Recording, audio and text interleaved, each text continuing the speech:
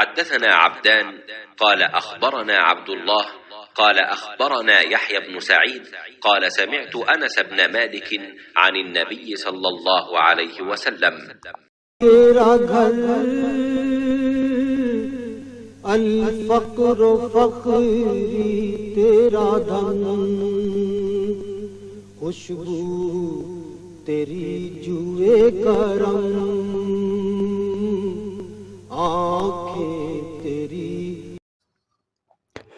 ایک دیہاتی شخص آیا اور اس نے مسجد کے ایک کونے میں پیشاب کر دیا.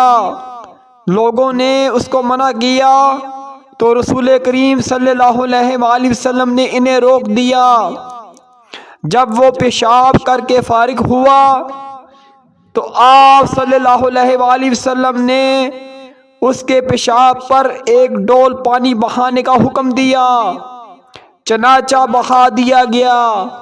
صحیح بخاری حدیث 221. دعویٰ ہے تیری چاہت کا اس امت گمراہ کا.